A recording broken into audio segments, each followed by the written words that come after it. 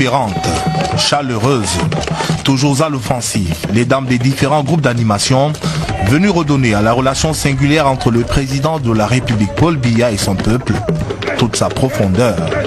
Ce dimanche 11 juillet 2021, l'esplanade du pavillon présidentiel de l'aéroport international de Yaoundé-Simalène a valeur de miroir.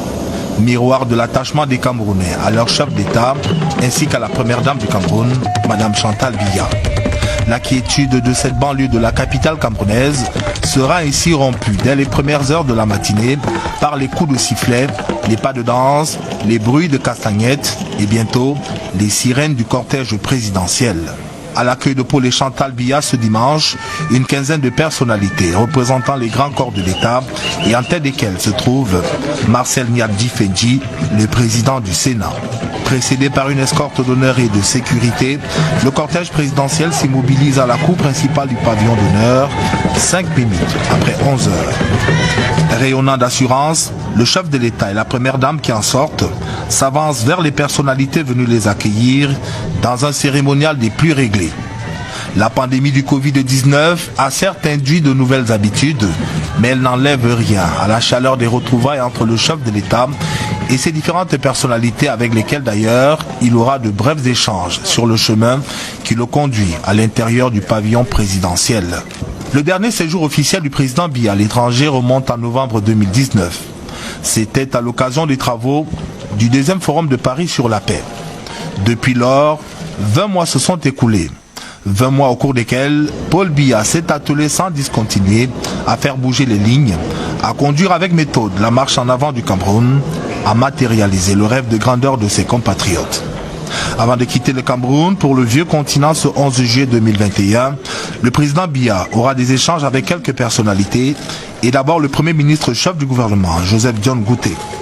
Face à une demande sociale sans cesse croissante, il sera question, à n'en point douter pour le président Biya, de donner des directives au chef du gouvernement afin que le gouvernement travaille toujours à apporter des réponses aux préoccupations lancinantes des Camerounais.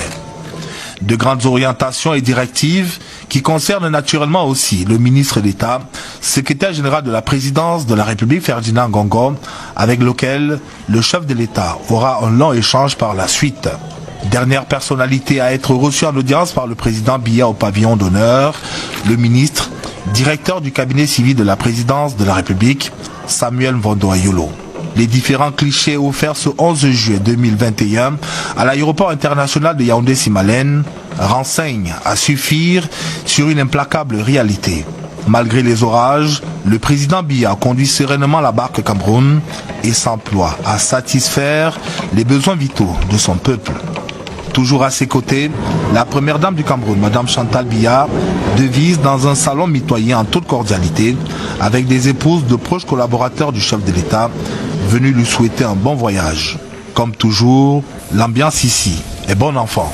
Les audiences étant achevées, le couple présidentiel se dirige vers le majestueux aéronef devant le conduire en Europe. Il est 11h45 lorsque le Boeing 767-200 ayant à son bord Paul et Chantal Biya déchire le ciel de Simalène pour prendre la direction du vieux continent.